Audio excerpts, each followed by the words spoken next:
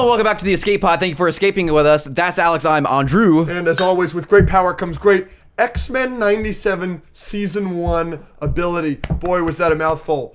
Yeah, we're going to be reviewing X-Men 97 on this episode in full. Who am I? You could be Cyclops, but you also could be Professor X. Oh, yeah. Right? Cause, yeah, give me one. But then also, I don't know. Oh, me do one? Yeah. Are you doing it? Mm-hmm. You're Nightcrawler. Mm-mm. You're... Just imagine yellow circles coming from my mind. You're Magneto. Bang. Our little jersey should have given us a hint. Yeah, exactly. Okay, so you were Cyclops. Yeah, I was. And yeah. I was Magneto. Okay, perfect. Yeah. Cool. Excellent. So we're reviewing. This is a Nightcrawler thing right here. Yeah, I'm Nightcrawler now. All right, let's charades the X-Men. Okay. Your turn. Storm. No. She's been getting her powers taken away. Jean, you're a girl, Jean clearly. Faints all the time. Every episode of the original show. Yeah. She doesn't faint too much in this new show, but she does faint. You're a beast. Yeah. Reading a book. Okay, yeah. Let me do this one. Oh, how about this one?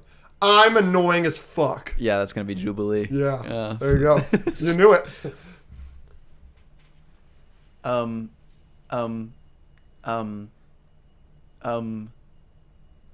Well, that's too easy. I think you've lost. That's Wolverine. Shink. Yeah. I would have gone with one of these, like a Henry Cavill, just like a load him up. Yeah. Oh. All right. So we're reviewing X-Men 97. We're talking about the finale, and then we're talking about the full season as a whole. I have a ranking for all 10 episodes. I could do that real quick. Yeah, or you could just respond to my ranking. We're also going to be re-reviewing TASM 2, The Amazing Spider-Man 2 with Andrew Garfield, directed by Mark Webb, 2014. And we are going to start with a high-low buffalo. And I know that your high-low buffaloes may have to do with The Amazing Spider-Man 2. So if you want to go ahead and start, you might have a segue there. Yeah, go for it. Okay. So my high is the TASM 2 event that we had on... Sorry, I was checking my microphone. No problem. My high is the TASM 2 event we had on Monday of last week. Yeah. Right? Yes. Monday, like a week ago today. Exactly. Yeah. So I bought 100 tickets to go see The Amazing Spider-Man 2. 30 of them were like people we knew, other creators, friends, whatever, and then the rest of them were open to you guys. And a lot of y'all showed up. Some of y'all brought little gifts and took pictures with us and asked us to sign stuff, and it was all so much fun. Maybe I'll be popping up pictures or videos. Obviously, I posted some pictures and a little vlog of it. It was just really fun sharing the love of Spider-Man and this movie in particular with other people. And I was just surprised by the amount of people that came out, specifically like other creators that I didn't know, like help me if I miss anyone. Maggie and Q and Justin and Bree and Soups and Straw Hat and Coy and Patrick Dougal and Dom and Vivian and all those guys. Some of them I didn't even know were like Coy, Straw Hat, Patrick. Those were all like surprises. Like Coy literally was like, I wanted to come. I just didn't want to take one of your tickets. I bought my own. He's like, I just want to surprise you. So like it meant a lot to me. I didn't know that. Yeah. Shout out Coy. No, yeah. So it was very sweet that so many people showed up to celebrate that with us, and then obviously all the fans. So thank you so much. Yes, it was like a little test for us to see if we could like do events in the future, or like who would be interested in that, if we could get anyone to show up, and we had a solid little group. Yeah, and everyone I think had fun. Yeah. So thank you so much to all the friends that we know that came, and to all the fans that we met. No, thank you so much for coming. It was a good little community moment. You signed a forehead. I did sign a forehead. That was kind of wild. That was pretty wild. I wanted to get a picture with him, and I didn't. But I know. We have the clip. Yeah. He just came up to me. He's like, I want you to sign my forehead. And I was like, I'm going to say this back to you, and I want you to confirm that that's what you just said.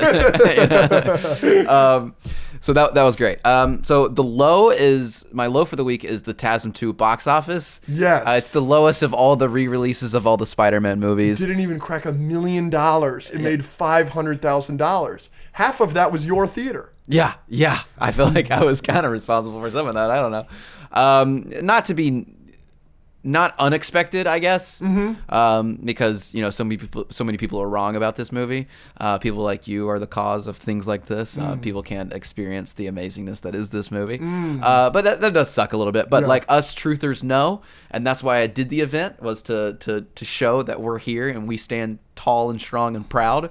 So shout out you guys. But yeah, it does suck that it didn't make the money that it should have. Part of the reason that definitely sucks is because even though I'm not a TASM 2 truther in the slightest, TASM 3.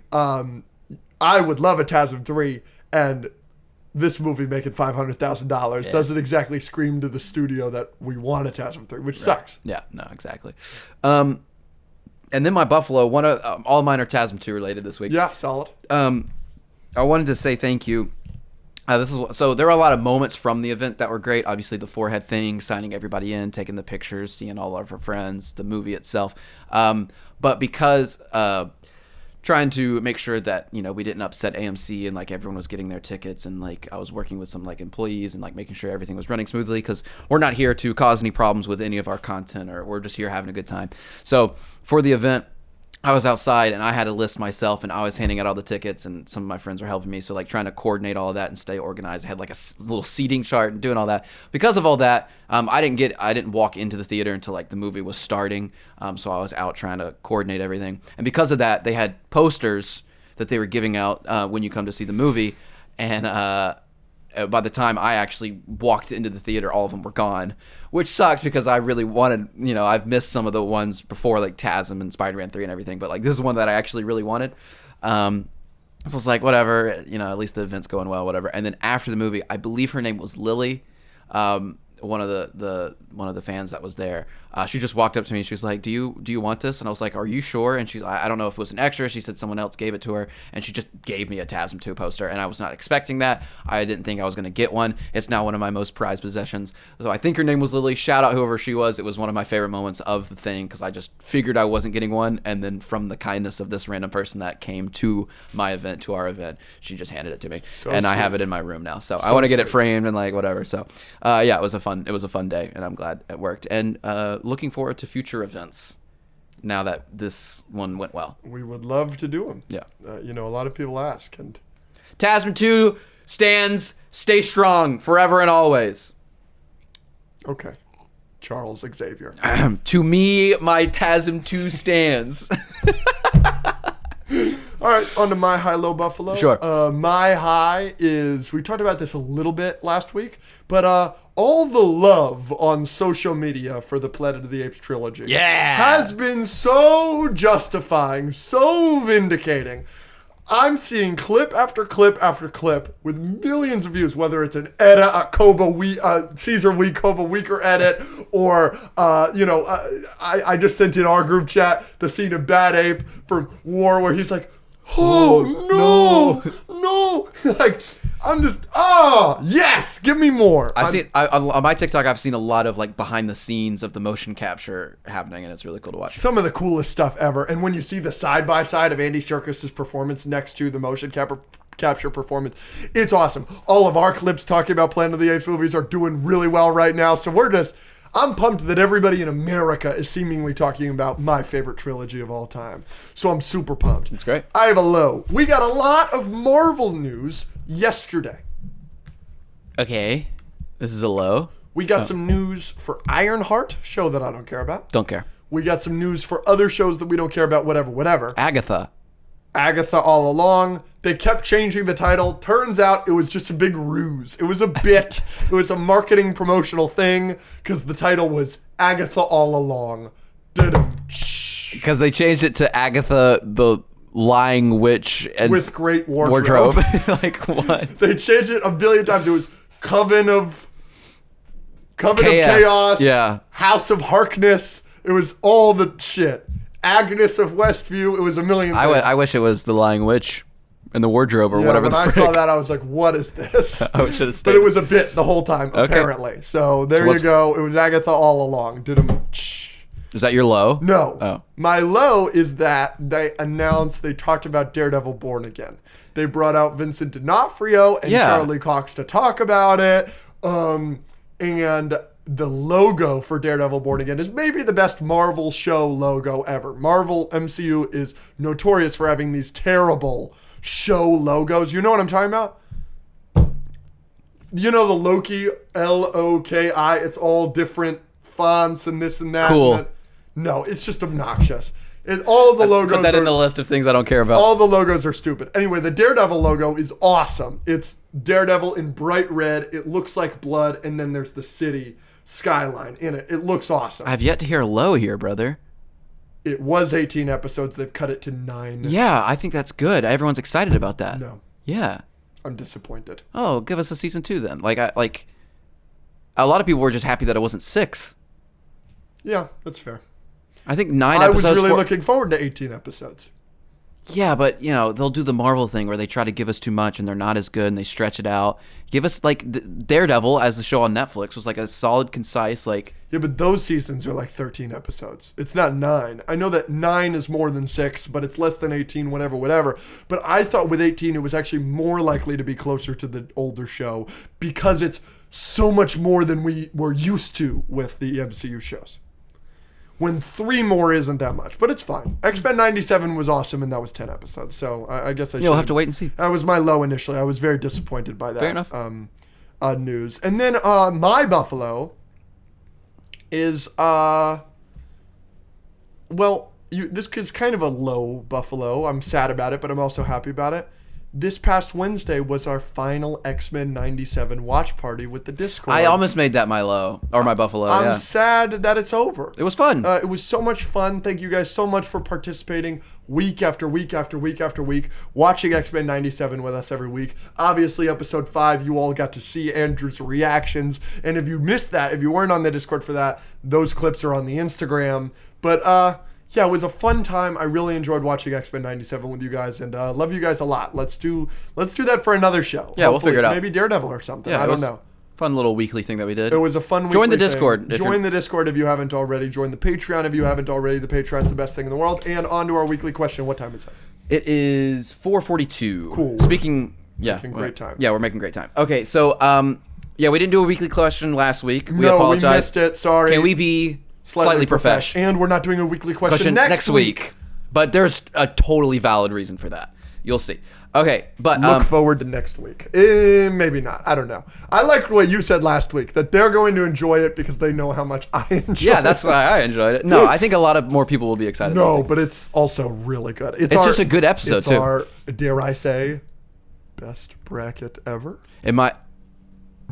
Oh, that's a tough bar. There's some really good brackets. But it's up there.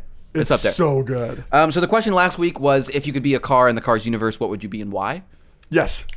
All right, so here we go. Here are y'all's responses. First one. I think this is from Theo. I forgot this was the question. Yeah. This is from Theo, I believe. He said, Car Jesus, so Andrew can believe in me. Excellent. That's great. Like that. I would be Mater because I would get to smash Holly. There's a lot of those. Yeah, I'd be that's Lightning a good one. McQueen so I could get with Sally. Yep, whatever. all good. Yep. One of the cars that flash Lightning McQueen in the first one. Nice. A hot one, just so I can see how on Earth babies get made in this dang universe, which is a great question. I never thought about that. No. How are the cars boning Are they built? in cars? Yeah. If you keep getting your parts replaced, can you live forever? How did Doc die? Yeah. Like, just get a new engine. You know what I'm saying? Yeah. Do they? But they have to have like some sort of like car coitus or something. I don't know. How do the cars how get does that work? Does it just Do go you in the get trunk? On top of it? Is it like Like you mount it like from a the back? horse? Yeah. I don't know.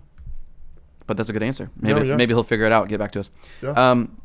The Volkswagen bus, so I can try some of that organic fuel. Yep. He's totally high all the time, right? Absolutely. Yeah, for sure.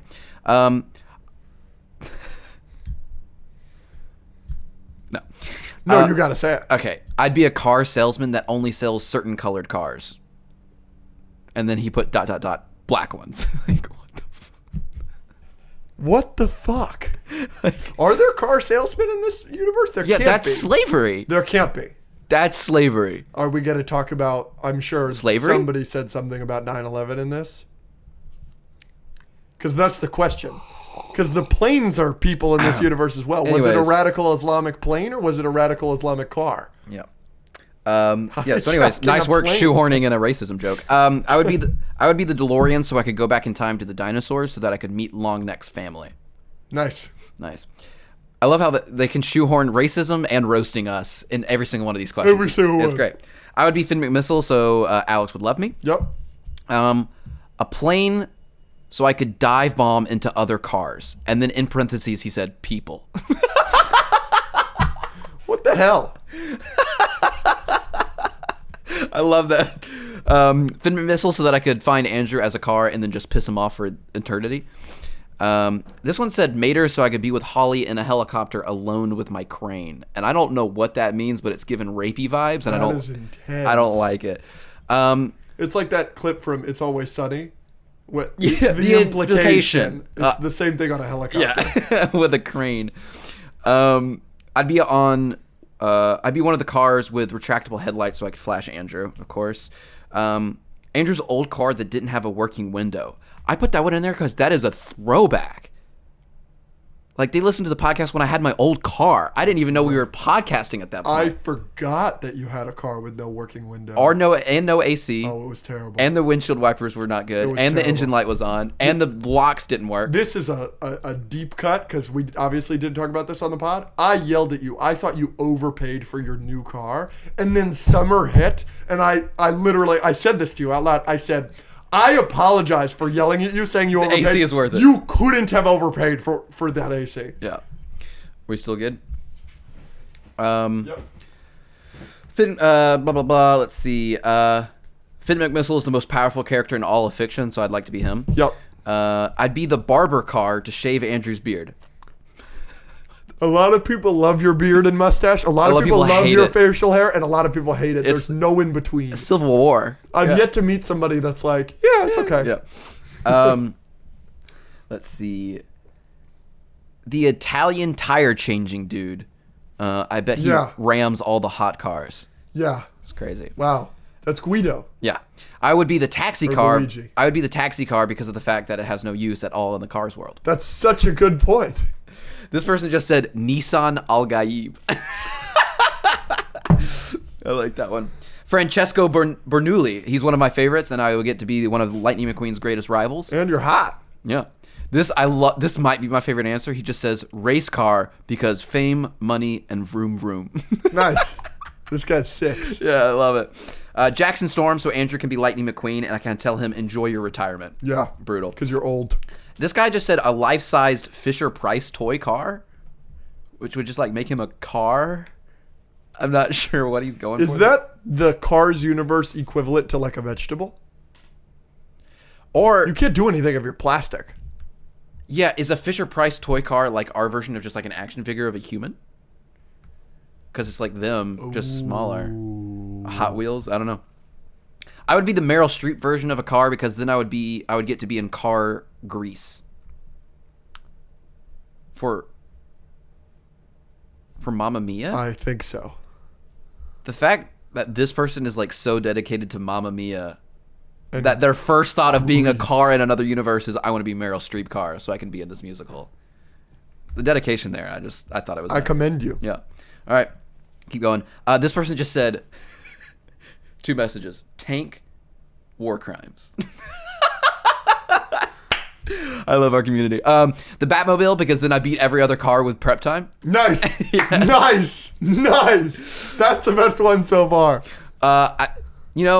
This might be Angel under a fake account. Guido, since the tires are the feet of the car world, I can touch all the women's, including Sally's feet. Nice. That is Angel. Freightliner FL86, so I could strike fear into other cars' hearts by looking like Optimus Prime and being able to run over other that's the big Optimus Prime truck. That's cool. Okay. Dino Man. Okay. You remember him? Yeah. Any guesses? Something. Just said blackface car. And what? It doesn't even make any sense. HAVWA6 Juggernaut. I'd kill all the separatist scum in the Cars universe. Nice. I was like, that's a turbo tank. I was like, what? Car Jesus. I would smite Finn McMissile where he stood. I like that one. No. And then a flying car from Saudi Arabia in the year 2001. Again, is it a car or is it a plane? Is it a car that took over a plane? Over a plane against the plane's will, or was it a radical Islamic plane? We'll never know. Wait, has anyone said Peter parked car? No, nobody has. Last few. The only correct answer. Well, someone said, who would win, Car Jesus or the Batmobile with prep time? There is a car Jesus in this universe because there's Catholicism. There's a car pope. That was just a deep cut. I love that. That's really funny. I'd be a train so I could run one on Sally. Nice. Goodness gracious. Last two. Joe Swanson as a car, in parentheses, the one that can't walk. Good. All these inside jokes are so good. Andrew would be a school bus for real because it's a nice color yellow and has windows. No other reason. I can't believe that. That's crazy that they put that. All right, so what's your answer for what car would you be? I'd be Finn McMissile. No, you wouldn't. Yes, I would. How dare you disrespect my goat like that? I want to be a spy. What's the question for next week? Pick 1, 2, 3, 4, 5, 6. Pick a number. 4. 1, 2, 3, 4. If you had to add 3 new characters to the Super Smash Brothers game, who would they be and why? Great question. Could be anybody you want. Fictional, non-fictional, just throw some characters in a fighting game. And we will answer that in 2 weeks. So, as we just talked about quite a bit, there was a TASM 2 event. Yes, and we watched The Amazing Spider-Man 2 this past week. Yes. A lot of people have been asking me if my notorious score of 2 out of 10 has changed. And I am going to let y'all know that it actually has. It went up quite a bit for me. So you want to do our scores for The Amazing Spider-Man 2?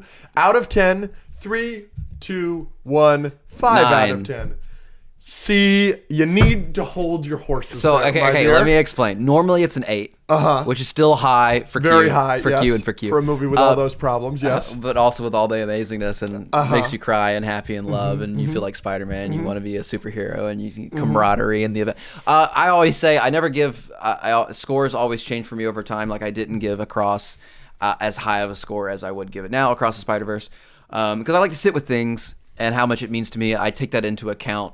The experiences I have with the movie. And now that I've had this experience with the event and with you and with everyone at the event and all the people that came, and the fact that like I got to see it in theaters again and just the feeling that I had, because of all of that and just what it means to me as a movie now, I'm bumping it up 8.5 to a 9, just because of the memories as well. I understand it has problems. We can go through some pros and cons, but I really do enjoy this movie. Well, I'm glad that you have this movie to love.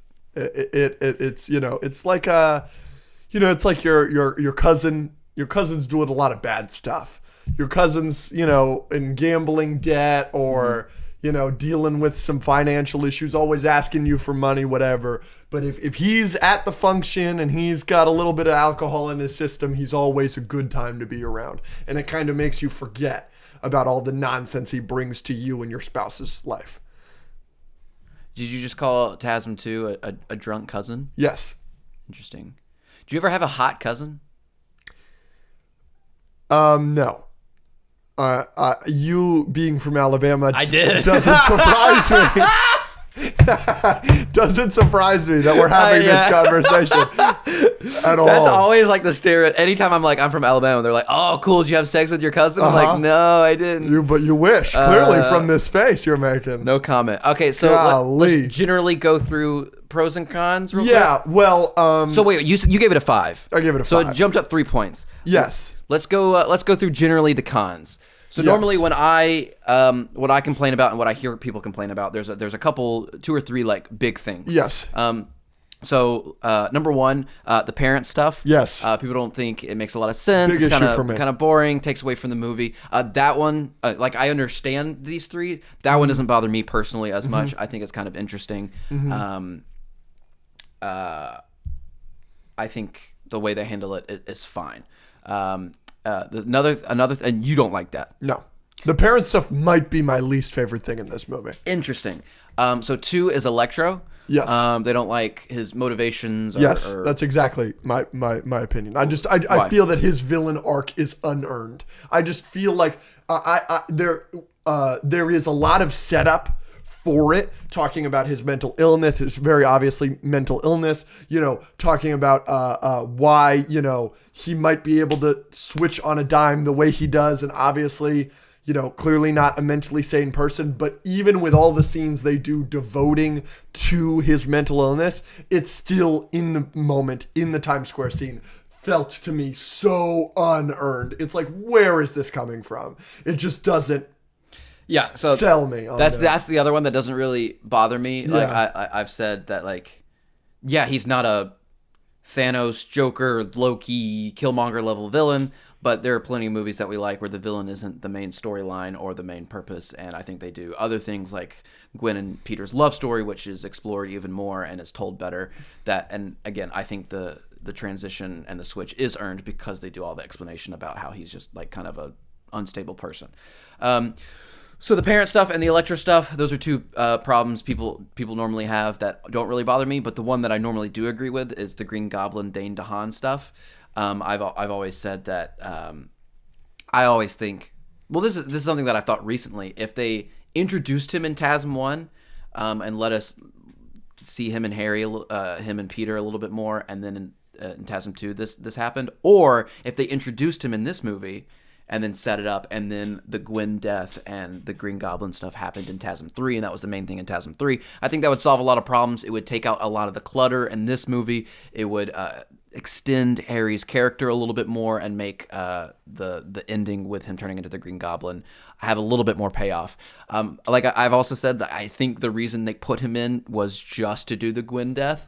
So they kind of like had to fit him in.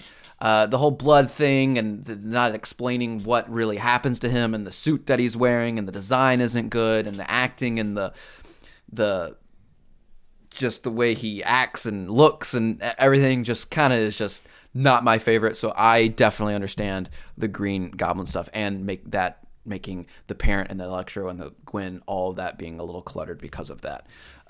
Again, not enough as a negative to make me dislike the movie, but I do agree with this one a little bit more. And we did, for those of you that love our in-depth conversations, we did do a full, 1 hour long review of The Amazing Spider-Man 2. It's on the Patreon right now. We were filming this, and we ended up talking about The Amazing Spider-Man 2 for literally an hour straight and nothing else, and we decided to make that an entire Patreon episode. It is on the Patreon. We talk about pros, we talk about cons. Give them a couple pros real quick. We go more in depth on the Patreon, obviously. The suit is spectacular. Andrew was just spectacular. Andrew is great. I mean, walking out of the theater, the one thing I was thinking, as I'm surrounded by people that are like, what'd you think? Is it better? Is it better? My only thought I had is, God, did we do this guy dirty? Because he is incredible. He's great. He's incredible. So he's incredible. The suit is incredible. The movie looks really, really good for the vast majority of it. And the score is phenomenal. It's one of the best action scores. There's some great action in it. Yes. Love story. The love story is fabulous. There's a bunch of pros. But again, we go more in depth. Literally, and it gets intense. Yes. You said something that it's making me ill thinking about it. Oh, right at the start? Yes. Yeah, it's you said it was literally. It might be your worst take. I've always, every time somebody asks me in a live or in person, they're like, what do you think is Andrew's worst take? I usually say Deathly Hallows Part 2. Yesterday I was asked twice, and both times I said this take. Yeah. I couldn't believe you said that. Yeah, we get into it. We agree a lot, but then we yell at each other a lot. And apparently I'm just a, what did I call you? A nitpicker. You called me the N-word. A nitpicker. And hard R and everything. I called you exhausting. You did call me exhausting, which was mean, yeah. But anyways, go watch that and let us know what you think. Yes, please. TASM 2 stay strong. Two things. I have two things I want to talk to you about, Andrew. Two things. Okay. They've kind of been in the news. And by news, I just unlimited mean Twitter. Power. This is, you know what? This is a pseudo Hat Guy's tweet of the week. Okay. This isn't quite a tweet of the week, but it's two tweets that are going around talking about it, everything like that. Okay.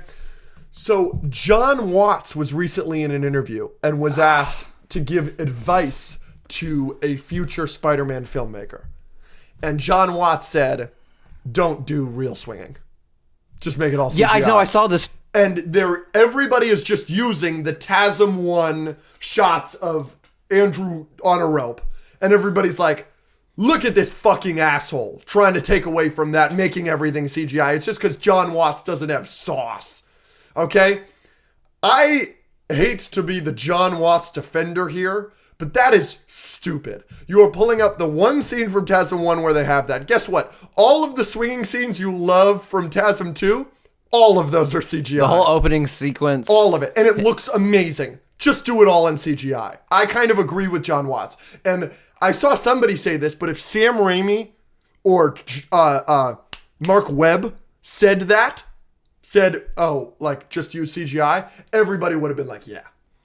Like, yeah, we agree. But because John Watts said it, you got to show the TASM 1 him swinging from a rope a million times. That's a good point. I just staunchly disagree with that. Just That's a good point. I think there's nothing wrong with doing it in CGI. Now, I'll give you, if you want to say to me, the CGI looks bad. The CGI can look bad in the Tom Holland movie sometimes. Yeah, you can sell me. I was about to. You cannot sell me on the idea that CGI swinging doesn't look better than. Well, you need to use both. swinging. You need to use both, as all good movies do. You need to do some practical. You need to do some CGI. I always believe that. But in terms of The Amazing Spider-Man 2 and things like Homecoming, you say you like the Homecoming suit, even though TASM 2 is your favorite. And you always complain about big CGI battles and CGI not looking good and the volume and all this. Do you not constantly look at his suit and just think doesn't look real and the swinging isn't as good and everything in TASM 2? Kind of like I said about like Pacific Rim versus movies we're getting now, even though Pacific Rim was 10 years ago, looks way better than what we're getting now. Do you not think TASM 2 just looks better?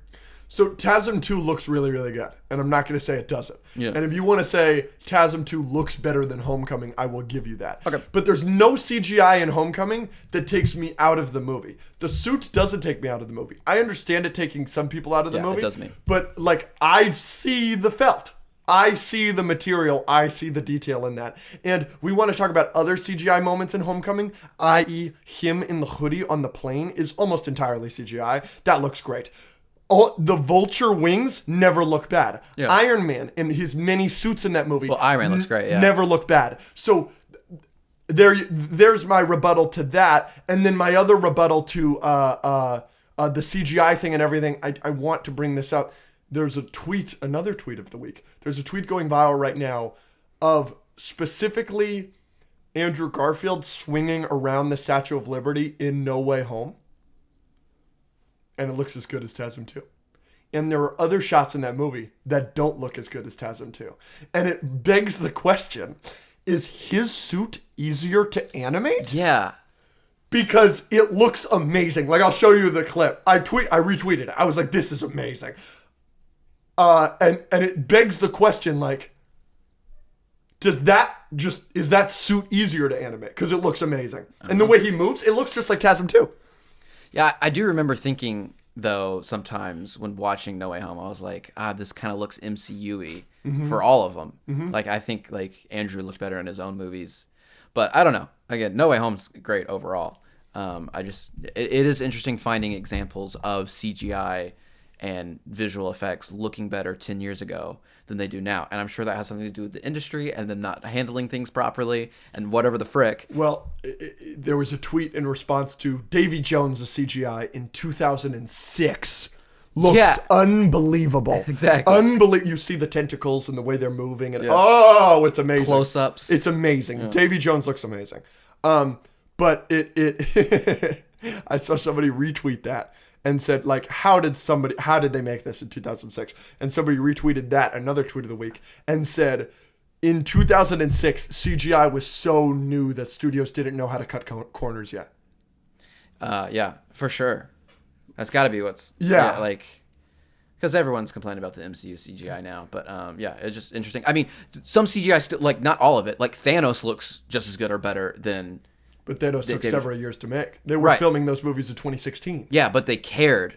Mm-hmm. They knew Thanos had to look good if he was going to be in Infinity War and Endgame the way he was. Mm-hmm. Right? I just don't think... obviously, not everything is going to get the same level of attention. Mm-hmm. But, yeah, interesting. Yeah. So then the second point... So that was a TASM 2 point. We reviewed TASM 2 on this episode. And then my other point that I wanted to... bring up is an X-Men point. Mm-hmm. Spoilers for X-Men 97. I don't know if this is coming before or after our review. Probably before. Okay, this is a major spoiler. Is it okay if I do it? Go ahead. Okay. Bo DeMaio, the writer of X-Men 97, confirmed in a tweet that Morph changing into Jean Grey and saying, I love you to Logan when they thought they were going to die. Not only was that Morph trying to comfort their friend Wolverine, but it was also Morph confessing their love to Logan. And my response to that, I don't care if they do that, whatever. My response to that is a question. Are you fucking Morph? I understand your argument. Because I think I'm getting it on with Ditto. Ditto, you can make the argument, is worse than Morph. Or better. I could make the argument he's better. But I am saying no to both. Because you don't have sex. No. But Morph Goblin Queen, you're saying no to that? I'm saying no.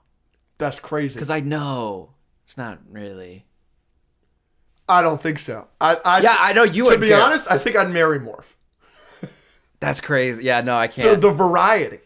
What if he sneezes and then he like transforms into Wolverine and then you're having sex with Wolverine in an accident? I can't. No, I can't do that.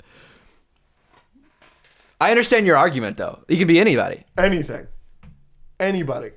Every night is something different. That's what I'm saying. Yeah, like turning down that level of variety. I can't do it. And on top of that, Morph's hilarious. Morph's got the best joke in the whole show. He is hilarious.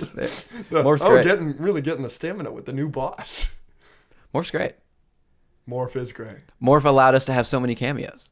So many cameos. What's your favorite Morph cameo?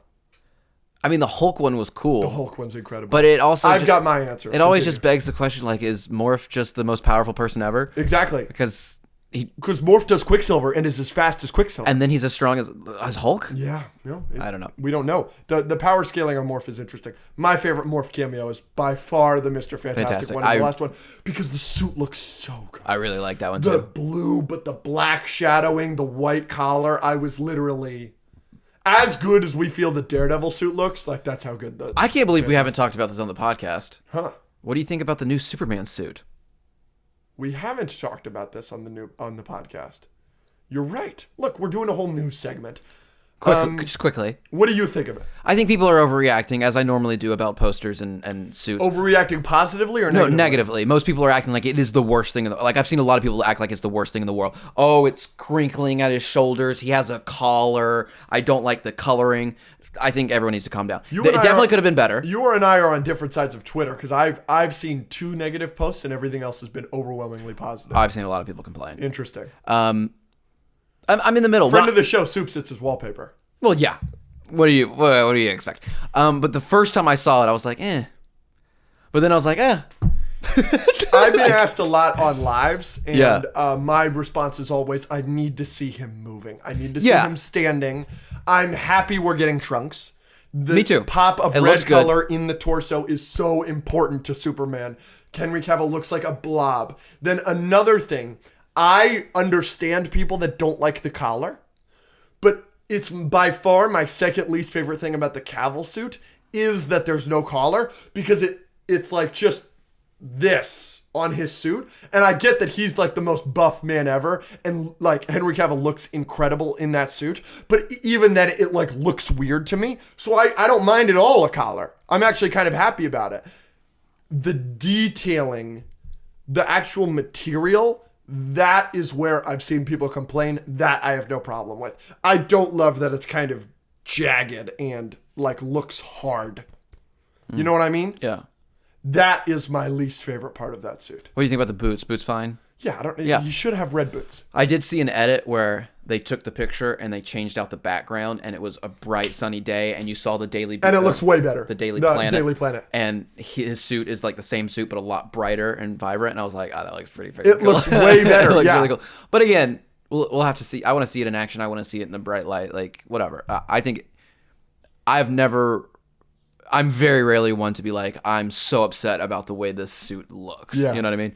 So I think it's fine. I think we just need to wait and see. Yeah, I just need to see it up. Like, do you remember the promo video that released to show the Batman suit for the first time? It was all red, very the Batman, and it just really showed the logo, and then you saw his face, but you didn't see the ears. And I remember like talking to friends, and they were all like, "Dude, the Batman suit looks so good. It looks so good. It looks so good." And I kept saying like, I need to see the ears. The ears are so important. That's how I feel about this promo picture. I need to see him moving. I need to see him standing. Let me see him flying with the cape flowing in the wind. Yeah. That's what I want to see. This it'll- picture doesn't do anything for I me. think it'll be great.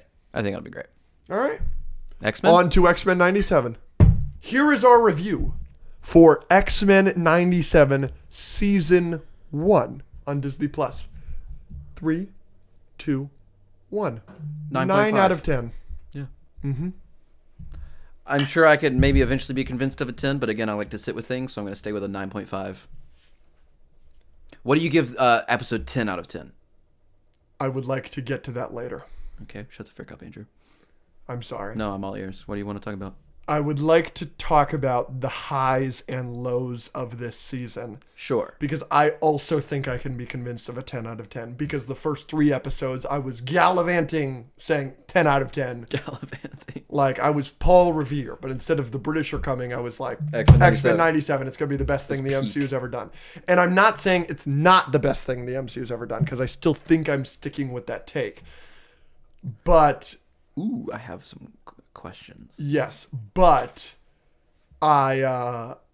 it's not perfect all the way through. It's not. No. So obviously the lows are like episode 4 and 6, but they sandwich one of my favorite episodes of anything ever. I think episode 5 is clearly the best episode. I agree. And then after that, 3, 10, 9, 8 are all up there. One thing I did want to talk about, just randomly, season 1 of X-Men 97 just really didn't give an F about Wolverine. Bold choice. Like, he gets, like, they don't give an F. I think largely a good decision. Yeah, great, whatever. Like, they focus on Cyclops and Jean and Magneto and, like, whatever. They focus on plenty of people. But, he is such a popular character. It is a bold choice not to do literally, like... There's a little bit of, him and Madeline and Jean or whatever. Not really. And then at the end, some stuff happens with him. But then they don't really address it. That's obviously going to be a season 2 thing. So maybe he'll play a bigger role in season 2. I'm very interested in that. But yeah, like, I thought back on it and I was like, he's like Morph level of a character almost. Yes. Yeah, he's absolutely a side character. Yeah. Which is weird because he is the main character of every X-Men movie pretty much. Yeah. Everyone that he's in, he is the main character. And he's about to be a main character again. You're correct. Deadpool and Wolverine. So that is a good point. That is a good point. I mean, with the exception of he has a cameo in Apocalypse and First Class. He's not the main character of those movies. But yeah. No, I agree with everything you're saying there. That is a bold choice. So obviously our favorites are episode 5. Yeah. Is our favorite episode. You have 3 up there. I think rightfully so. You have 10, 8, 9 up there. Do you think I'm blinded? By Goblin Queen? Yeah. If you're blinded, brother, so am I. Because I think that's my second favorite episode. I think it's my second favorite episode. Like, 10, the finale is really, really good. But, like, obviously Goblin Queen, mommy, like, whatever. Like, holy... I can't... She's my peach, I think. She may be my peach It's as well, great. brother. Like I think every I'm taking her second over she's Peach. on scene, I'm like, what are they doing? But no, the whole... That was the first time I got to an episode because we watched it early. I got to that episode. I was like, they're doing so much in this season. And we're only 3 episodes in, and they decided to do Cable and the Bishop time We were travel. at an event. They showed us all 3 episodes in one night and was like... And the Madeline Pryor clone thing and Sinister. Like, this is all in episode 3. Where the frick are they going after this? Yes. So, I still think even besides the boobs, the Goblin Queen, I think it's a really good episode. And they did it really, really well. I love the Goblin Queen episode. So I'm with you. Do you want to go ahead and rank? The episodes? Yes. Sure. Do you want to go from top to bottom? I will go from top to bottom. I may or may not have a pretty hot take in this. So I wanted to see your reaction. So my favorite episode is episode 5. My second favorite episode is episode 3, like we just said. My third favorite episode is episode 2. Episode 2 is the Magneto courthouse scene. Yeah. Courthouse, all that. Dang. Great. Executioner, you've got Storm losing her powers. Really spectacular stuff. Then in 4th place, I have episode 9. Okay. Episode 9 has just that crazy last 3 minutes. Yeah. Then at 5th place, I have episode 1. Okay. I love, obviously, that battle with the Sentinels, Storm coming in. Dude, the show's I know, bangs, dude. The show's bangs. It's incredible. And it's awesome. And the ending, the cliffhanger of Magneto being in charge of the X-Men now. It's so good. And then in 6th place, I have episode 8. Okay. Something that carries for me in that one is love the Nightcrawler Wolverine scene. Brick! So much. And then at 7th place, I have episode 10. I have episode 10 pretty low. Just above, basically, the bad ones. Well, then 7 is episode Bright Eyes, is 8th place for me. That one's got some good stuff. That's when you're uncovering, you learn about Bastion, and you find out that Magneto's still alive. But that episode didn't do too much for me. And then 6 and 4. Yeah, 9th place is 6, 10th place is 4. 10's a little low. I know that I heard everybody saying that 10 is number 1. I saw Finn Sakastal making an argument that 10 is number 1, and No, yeah. that does not. So I don't agree. I could definitely be convinced to put 10 anywhere from like spot 3 to 8, basically. The clear 2 for me, top 2, I have 5, 3, and then right now I just had the last 3 episodes, so I had 5, 3, and then I had 10, 9, 8. And then I had things like, then I had 2, 1, 7, 6, 4, basically. But yeah, 10 has some good stuff, and on rewatched I liked it more because I could kind of tell. I liked it more on rewatch as well. It seemed the first time I watched episode 10, or the last episode, season finale of X-Men 97, it was like, it felt a little choppy, and like I wasn't sure where some things were going, and like some of the speeches, I was like, okay.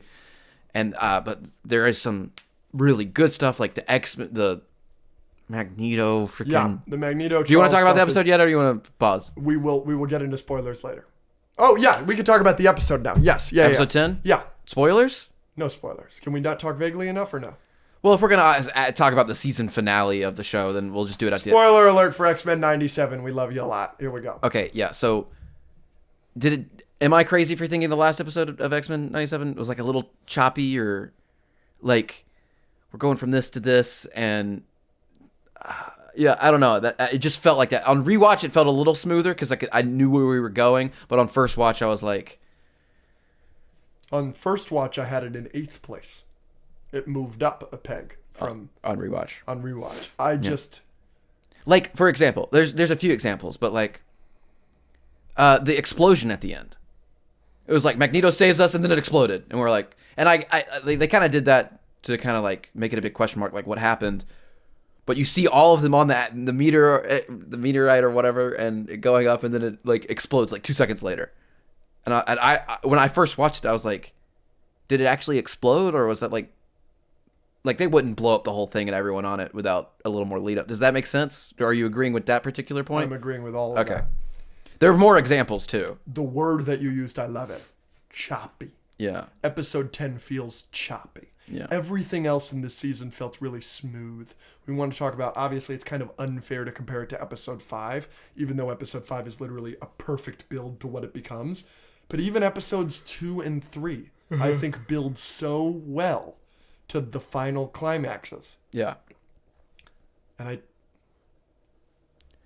like the X-Men were separated, and then they weren't, and then we're fighting, and then we're not going to fight anymore. We're going to embrace the future, and then another C word to describe the last episode. You can feel free to disagree with me. I'm sure many people will disagree with me.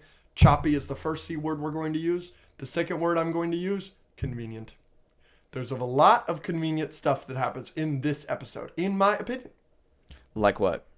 Like them being able to fly up to the thing with the Sentinel? Sure. How about, Bastion's got everybody, and then Phoenix emerges, and she doesn't have the Phoenix anymore, but now she does have the Phoenix just to save her kid, but it's not her kid, because they made it very clear this entire show that that's not her kid. Yeah, that was another choppy thing, because as soon as she finished with her whole big thing, which was cool, I liked it a little bit, she lands and she's like, And Storm's like, your powers? And she's like, I felt it for a second to save my kid, but I don't have it anymore. We're like, okay. Convenient. And then immediately, everybody's knocked out by Bastion. He rips off Cable's arm, makes a super strong arm, whatever. And then there's so much in this. And then Magneto wakes up at the right time, just the exact right time. That one doesn't bother me. Which doesn't bother me in a vacuum. But because the other... But because there's other convenient stuff in this episode. Sure. It felt more convenient. Yeah, okay. Any other cons? That was really my only... There's a lot of great in episode 10. Right, though. go with that, which we're going to get to. I don't want to get into Cameo Central, but... Well, hold on. Any more cons? No. I'm trying to think. Yeah, and I can't think of any other. Yeah, just some of the. There were still some bars. Magneto has a bar at the start. Mm-hmm. It's easier to bend the metal than it is to bend mines. Yes, stuff like that was really good. I'm just an idiot. I think this is fully me just being an idiot. Like, not Sinister, the main guy. Bastion. Really, it was Bastion. Okay. His motivation just seems like all over the place. I just got confused. Like, okay, so he wants to kill mutants, then he wants to kill humanity, and he's sending the Sentinels to attack mutants, his little Sentinels. But then the next step is him throwing an asteroid from space to kill all of humanity. So he just wants to kill everyone and only keep his Prime Sentinels. Was that what he wanted? I guess. I don't know. I just, like, every other scene with him, he was either talking about how terrible mutants were and I'm going to kill all the mutants, and then the next scene he was like, I'm going to kill all of humans. Part of the reason, as you will notice, my favorite episodes of this show are 5, 3, 2. Then I have 9 in 4th place, but then I have 1 at 5th place. As you can notice, in my top 5, I have 1 episode from the final 3. Yeah. Because I don't love Bastion as a villain. It just, a lot of it seems inconsistent and convenient. A lot of it for me. If I just understood where he was going a little bit better, I think the fact that, like, he has a virus from the future and he's kind of like, even since a kid, he's been having these visions and, like, it's kind of been programmed into him to be, like, a part of the future and also be a mutant, but want to create a whole new species. And, like, his whole thing is, like, fixing the future. Like, I thought that was all interesting. It was just a little confusing. I even in the last episode, I was like, who's he trying to kill? And then I just was like, oh, he's just killing everyone. Yeah, because they kill everyone at the end, clearly, because they send the president. You remember? They send the Prime Sentinels to the president. Yeah. They're just going to kill everybody. Well, when the Prime Sentinels originally showed up, they were only attacking mutants. Yeah, but then they're just attacking everybody. Are you sure? They're attacking Cloak and Dagger and Daredevil, and they're attacking people in New York because Daredevil's trying to stop them. Yeah, but Daredevil's a superhero. He's not a mutant. Yeah, okay. Yeah. The president's not a mutant. Iron Man and Captain America aren't mutants. Yeah, okay. Why the fuck are they in the Oval Office? So why the frick did the X-Men want the power turned back on? I mean, we don't want to be in a dark age, but then Magneto says in his brain, do you want the genocide of our people to start again, basically? Because he was talking about the Prime Sentinels only attacking mutants, but they're not? I feel like this is a Loki season 2 thing where everyone's going to be like, y'all are idiots for not understanding. Oh, you think? Yeah. Oh, I hope not. Oh, everyone's going to think we're stupid for not I just didn't love Bastion as an antagonist, largely. I just wanted to understand what the frick he was doing a little bit better, but I liked him overall. It's just the other antagonists in this show, I understand every single one. Even fucking Mojo. Mojo Jojo's in this? No. The Mojo. Powerpuff Girls? No, Mojo. He's the villain of the Motendo episode. Yeah, I know. You know who Do you know who Mojo Jojo is? He's a monkey. He's a smart monkey. Cool. Like, I understand, like, even I understand Gyrick and Trask, Bolivar Trask. I understand Gyrick and Trask's motivations. They're racists. Yeah. I understand Sinister. He wants all the power for himself. He's also, I love his voice. Me too. Isn't it so cool? Nice. That's a good fucking take. I love Sinister. Every single time he talks, I'm like, keep talking. Yeah. He's not going on the daddy's list. He's too weird and gross and terrible. Yeah. But, like, the voice is pretty cool. Yes. Yeah. Love it. Overall, what are your biggest negatives of the season? Well, hold on. Sorry. Let's keep doing pros for the last episode. Okay. Well, if we're going to talk pros for the next episode, for the last episode, we can be quick. I'm sure you're going to agree with me on this. Probably the best use of cameos in any show ever is X-Men 97, but the last episode, did they knock it out of the park? Yeah. Every single one of them makes sense, and every single one of them feels earned, and every single one of them is good, and it's a good representation of the character.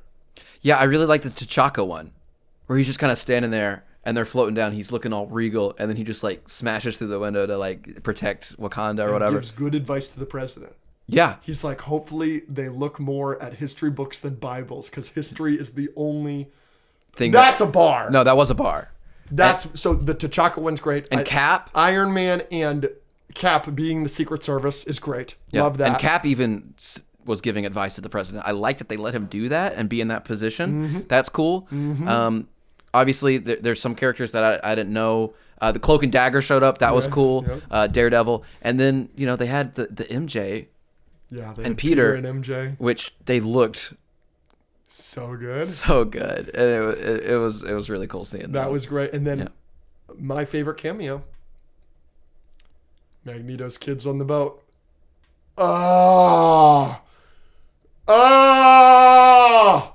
Thank God you acknowledged that there were other people that Magneto loves in the show other than Rogue.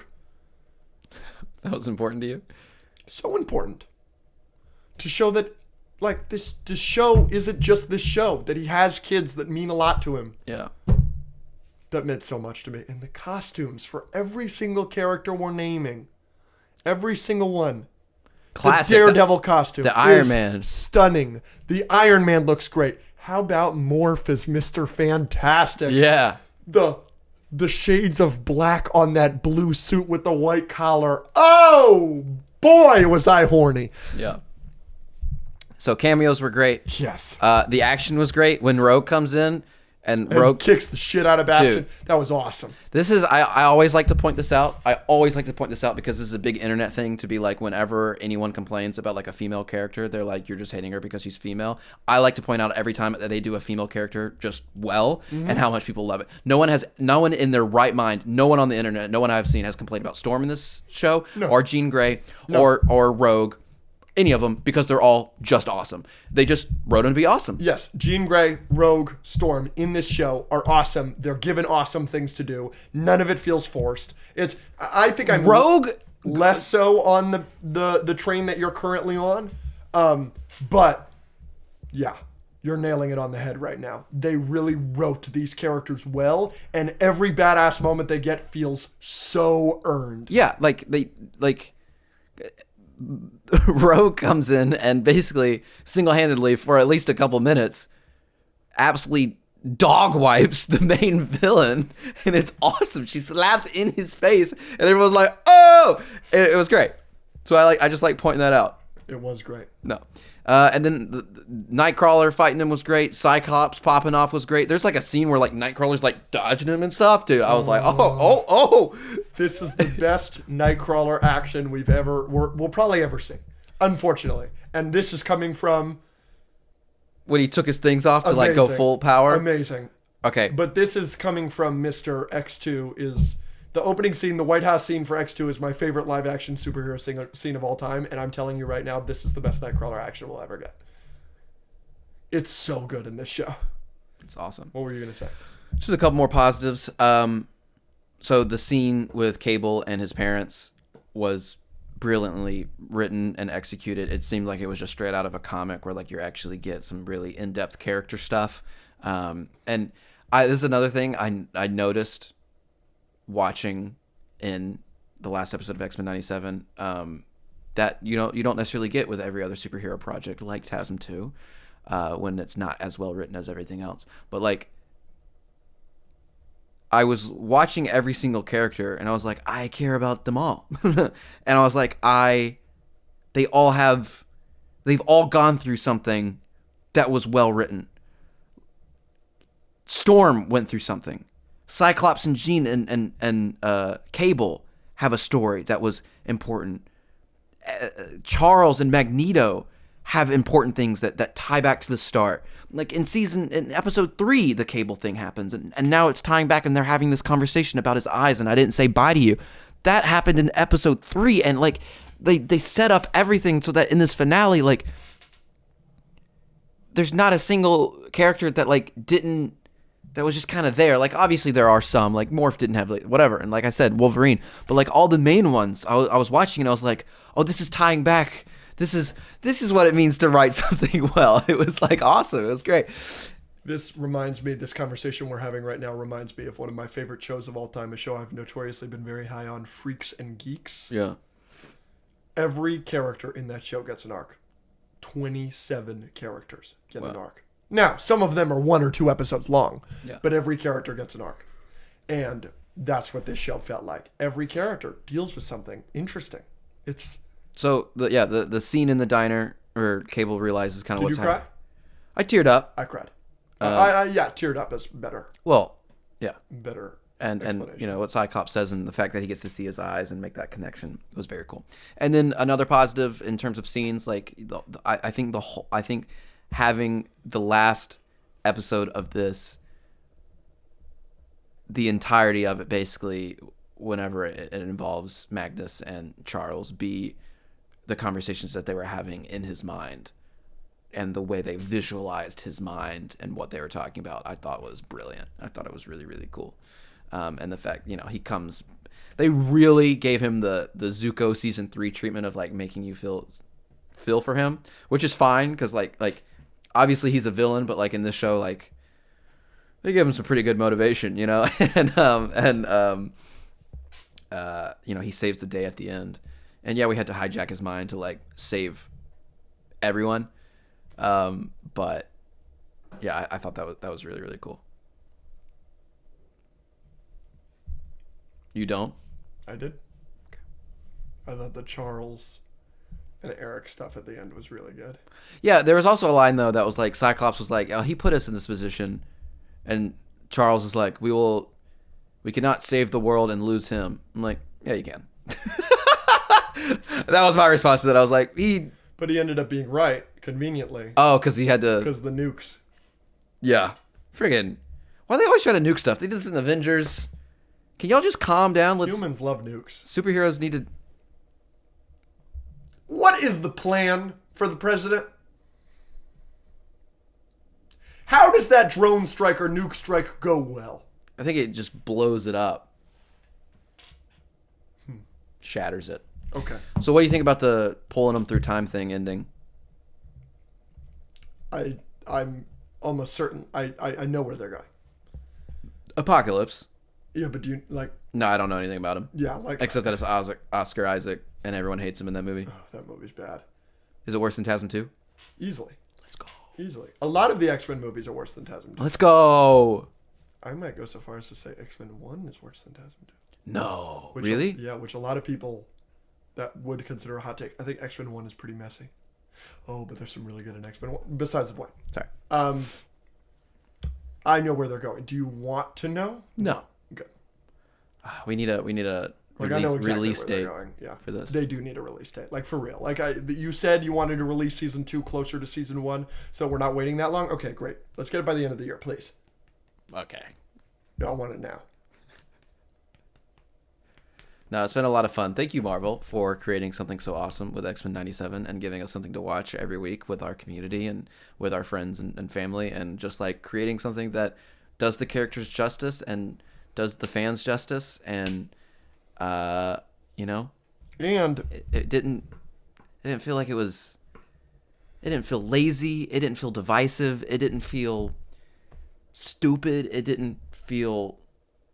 just felt like a good show and superheroes. Thank you to Marvel. Thank you to Bo DeMaio. Thank you to Kevin Feige. Thank you for everybody at Marvel Studios, all the brilliant animators, all the unbelievable voice actors. Which we could, I know one of them. I don't know this. I have a friend who's very good friends with Bishop. No kidding. I didn't tell you that? No, you never told me that. Oh, maybe we can have him on the pod. Wow, that would be incredible. Yeah. But thank you to our community and everyone who watched it with us, yes. and everyone who bought the hoodies. Yes, that's what I was about to say. Thank you to you guys for making this show so special as a community. It was awesome getting to watch this week to week in the Discord with you guys. We'd love to do that for another show. We'll think about it for sure, but definitely season 2. We'll definitely do watch parties for season 2. But yeah, hell yeah. Shout out X-Men 97. Shout out all the people behind it. It's a great experience. All right, here we are with Taylor, who bought, many of you all bought our X-Men 97 Afide logo hoodies. We are so excited to get those out to you guys. You guys are going to be receiving your hoodies very, very, very soon.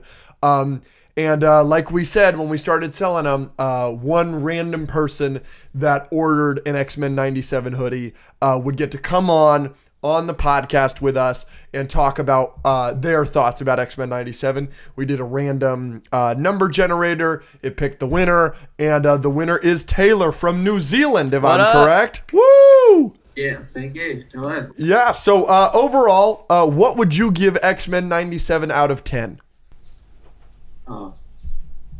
Probably 10. Yeah. Probably a 10. Yeah, solid. Yeah. Solid. So what were some of your favorite bits? Obviously, it being a 10 out of 10, you probably don't have many problems, Yeah, but if you have any problems... Pros and cons. What'd you think? What were your favorite parts or least favorite parts?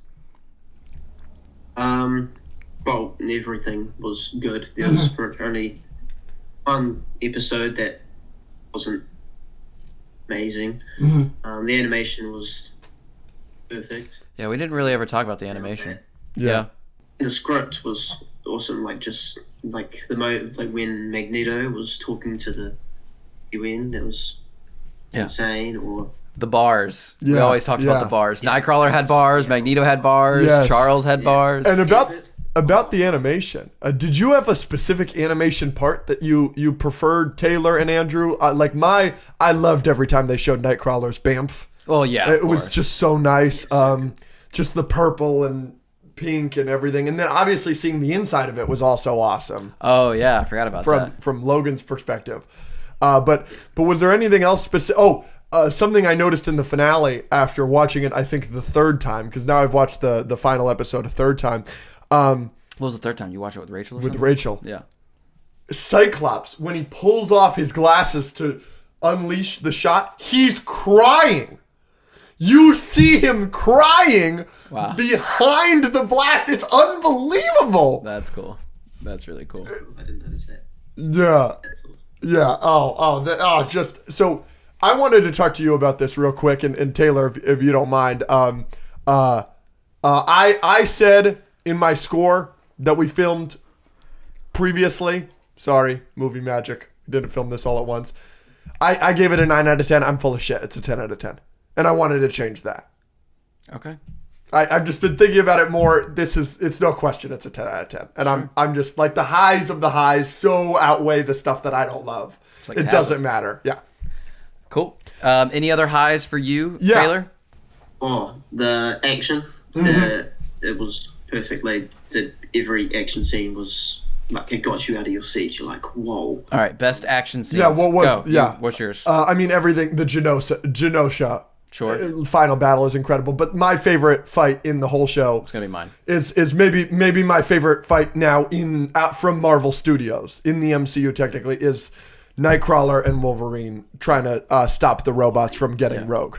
I think they're... the Storm showing up in episode 1 is really good. Yes. And then also Cyclops in episode 1 and in episode 10. Yes. They give him the moment where he's bouncing around the room in the first scene, and then at the end when he's fighting Bastion for a second and he's giving him some moves. No, he was Rogue also showing up at the end was pretty good too. What about you? Did you have a favorite action? Yeah, probably Gambit. Not Gambit. Gambit and Rogue would be up there, and Nightcrawler and Wolverine. Yeah. Yeah. If the Gambit scene counts, yeah. That scene's incredible. Yeah. Cool. What was so I talked to you a little bit about this. Do you have all the episodes ranked? I do. All right, let's hear them. Let's hear. Tough. Yeah, it's very tough. We also had a tough time ranking them. Yeah. We just ranked them before. So at number 10, I have episode 4. Agreed. Okay. Yep. Yeah, consensus. Number 9, I have number 6. Okay. Yep. Yep, Okay. agreed. We're Yep. agreeing. Those Yep. are the bottom 2 for sure. You're 2 for 2. It was probably the hardest from here onwards. Yeah. Yes, Yes. this is where it starts being everything hard. in the middle, I'm fine with switching basically. Yeah. Yeah. 8, I probably have episode 1, which Ooh. I really struggle putting there. Yeah. Okay. Then episode 7, I have number 7, I have episode 3. Oh, we don't love that. We ranked 3 very highly. Yeah, that's the two of us. our first disagreement. I think. Yeah. Yeah. I think. Yeah, I knew I was gonna. No, all good. Okay, keep going. 3, and then what? Next is episode 7. Yeah. Okay. Yeah. Number 5 is episode 2. I really liked episode 2. Yeah. Okay. Good. Then 4, 5, episode 8. Mm-hmm. And then 9.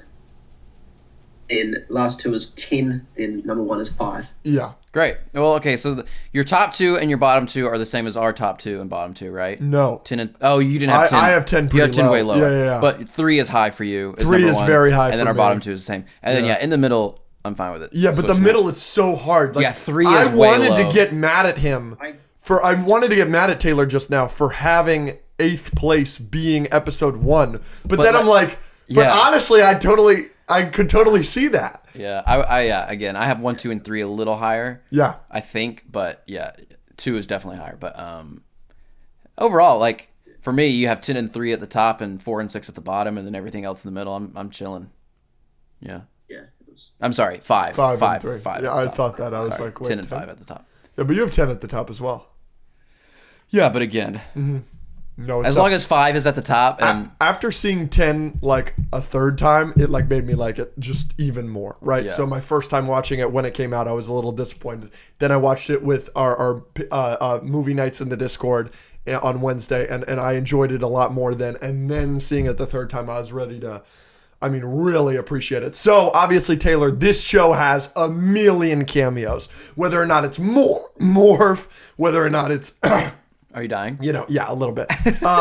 Whether or not it's Morph changing into a character or you actually see Spider-Man in New York or whatever, who was your favorite cameo or favorite cameos of this show? The one that I was probably most excited when I saw was Daredevil. Mm-hmm. Yeah. He looks so good too. The animation, it looks so sharp. And he's got his little baton things, and he's using it like, it's so good. Cool. Yeah. Cool. Last question about X-Men.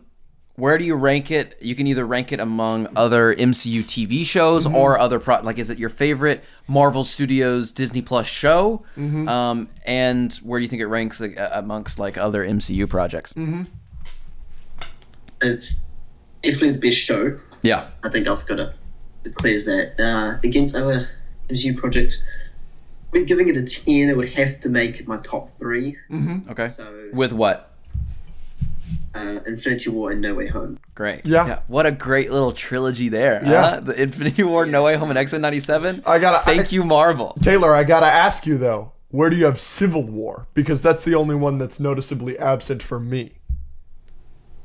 Well, Civil War is before X-Men 97, it was 4th, just behind Winter Soldier. I have Civil War and Winter Soldier. This guy, I like this guy. No, Taylor, this is an excellent This list. is an excellent You're cooking. ranking. Yeah, You're cooking. I So we're on the topic of MCU, so I gotta ask you, where do you have Thor Ragnarok? don't do this. That is next. That's next. That's at 5. It's after Civil War. Yeah, it's Unbelievable. Excellent. Excellent. Dude, I love this guy. Taylor is my guy. Nice work. This nice is work. great. Well, Taylor, thank you so much. Like my next movie. What? Yeah, what is it? You don't like the next one I like. Oh, what is it? Black Panther. Oh, that's okay. I'm not gonna get upset about that. yeah. No stress. I think Black Panther is good. It's Do you have a hot take off the top of your head, Taylor, that may or may not upset one of the two co-hosts? DreamWorks is better than Pixar. DreamWorks is better than Pixar. Why? What's your favorite DreamWorks thing?